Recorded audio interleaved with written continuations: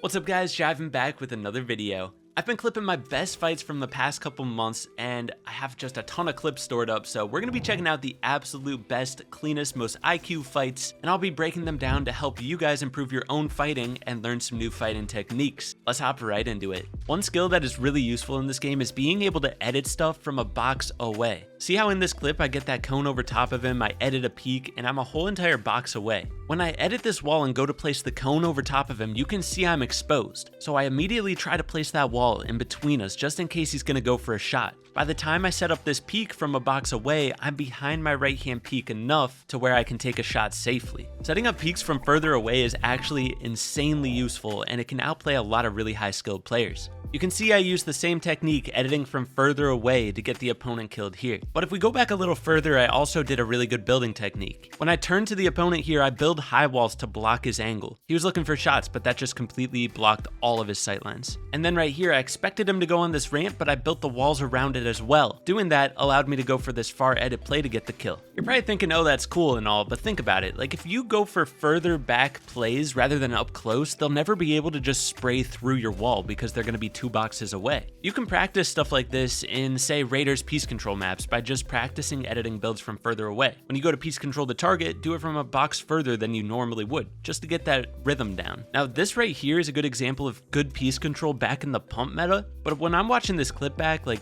it's okay because he's weak in this clip, but if he was max HP and just sprayed through my wall, I really could have died here. Still saucy piece control because I use that right hand peak so well to piece him up, but doing it from further back is just way more optimal nowadays. Okay, so next up are some clips with my favorite move in the entire game, but I'm gonna show you guys something pretty cool that I've been able to do recently with it. First off, the basic example, it's phasing a ramp into their box. Doing this makes them reposition because they're like, oh my gosh, you got a ramp in my box, I gotta move. So like in this clip, I predicted even ahead of time that he was going to drop into this box. And this happens a lot. Anytime I see somebody without a cone in their box, I just phase a ramp in. And a lot of times, if you're in a build fight, they're gonna drop down. If you're on low ground, a lot of times they're gonna go out the side. So a lot of times you can predict which way they're going. For those of you that don't actually know how to phase the ramp into their box, watch carefully. I look slightly down and to the left while walking into their wall and crouching while placing a ramp. In Raiders piece control map here, he has a spot where you can practice phasing the ramp in. It's a good place to start. Since I've been doing this trick so long, I can do it so quickly, first try every time. And I've started doing it in build fights just to throw people off. I couldn't find any crazy clips, but here's one, just an example. It's the middle of the build fight, I just randomly phase a ramp in and he looked confused. Let's get back to some fights. Right here, I outplay this player by simply having my eyes on the opponent. I can see him through my ramp and I see his momentum going to the right, so I just wait for that pre-fire opportunity. A lot of times, just awareness of where the enemy is and where they're headed can go a long way in getting you kills. For example, in this endgame here, I saw this guy tunneling in this direction, so I waited to pre-fire, got a health advantage, and then I went to cut him off. On top of that, a lot of times in fights, when I predict the opponent is going to make an edit on me, I just go for a pre-fire. If it doesn't hit, then it doesn't hit, but going for a lot of random pre-fires can help you get easy kills. Imagine anytime you think that they're going to take an edit on a wall, you go for a pre-fire. You'll hit way more pre-fires with that mentality. Speaking of predicting, I predicted that this team was going to tunnel right next to my cone. So I just placed the wall through my cone. They thought that wall was theirs, and then I just got a free shot and free kill. That was such a big brain play. I'm so glad that worked out. You ever get in one of those situations where the opponent is sitting a box away behind a peak? Check out how I handle it here.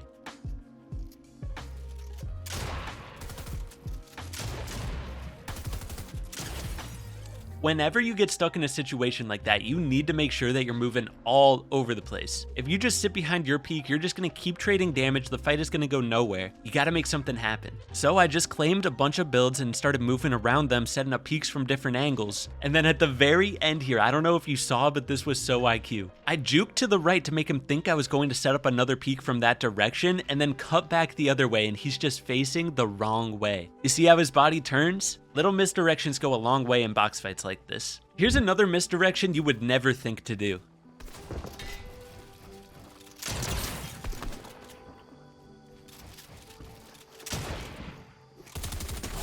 Did you see what I did there? By placing the metal wall at the start of this fight, it made me appear defensive and scared, so when I go for an immediate attack play, he never saw it coming. When I go to take this shot, I immediately walk backwards so that I can place a wall blocking his shot. You don't want to be caught in an unnecessary 50-50. So getting out of the box was the right move, and then I just finished it up later. Shortly later in that game, I hit this insane clip.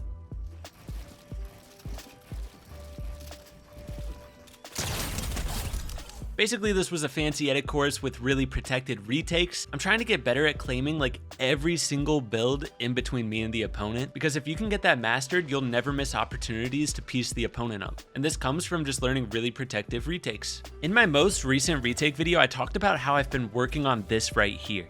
First off, getting that front side high wall going. Notice how I built walls all in front of me just to claim pieces all around me where I thought the enemy might be going. But the biggest thing I was proud of in this clip specifically was the fact that I got the cone above and below the enemy here. To be able to do this when you're on a ramp and going through a window, you have to run all the way up to your wall to be able to get the bottom cone. Immediately after that, it was just a race of who can get the cone above him here, and I just jumped out the side and claimed it. That's really what piece control is. It's a race. Who can get the pieces first? You know the Martaz trick? You know, with the little ramp peak above your floor?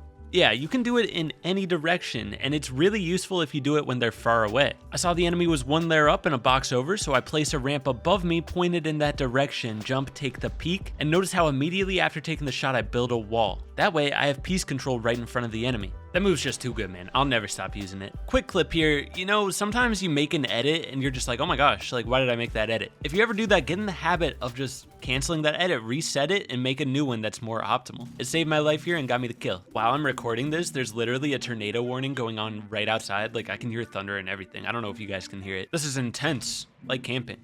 I don't know if you guys remember, but I made a video with a topic called backwards piece control in it. This is a pretty good example. This guy was aggressing me like crazy, like literally just running at my tops. I got this floor and backed up and just dropped him in. When you can tell a player is a little bit too aggressive, you can use that to your advantage. A lot of more inexperienced players get nervous when they face a really aggressive player, but just like here, like he pushed too far forward on top of my floor. I got a free drop down and free kill. Don't get nervous when they're playing really aggressive, just play a little bit different. Remember when I said if you make a wrong edit, reset it? You can also go for this play. Whenever you make a wrong edit, reset the build as soon as you realize, and then just pull out your pump and go for a shot. I'm telling you, 9 times out of 10, when you're playing a pretty decent player, it's going to work on them. And when I say a wrong edit, this is what I'm talking about. You see how when I open the floor, I'm exposed? So by resetting that, they're trying to shoot you while you're exposed, but they're gonna end up shooting the floor, and then you can shoot them. Little high wall trick here. Anytime you see the opponent is on top of your cone, right here. I saw him build this floor, so I knew he was right there. They almost always jump up a layer. So if you do a high wall side jump, just like I did here, you'll almost always have an opportunity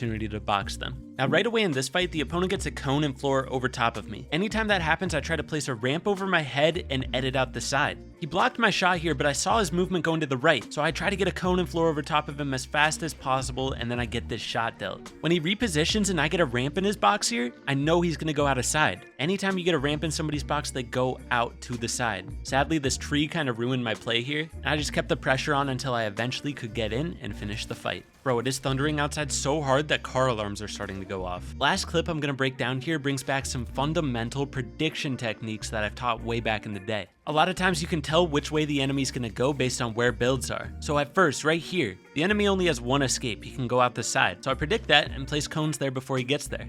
He ended up getting out of that trap, but when I do this high wall here, you can see he has builds right in front of him and to the right, which means he can go out the back or go out the left. The left option is the closest one. That's why I piece controlled right there, and sure enough, he went there and I got the kill. I learned how to predict people in Arena really well just by watching back fights and studying their movement. Try to look for patterns in your opponent's gameplay and you'll start predicting them a lot more often. I hope this video helped you guys out, and I'll catch you in the next video. Peace.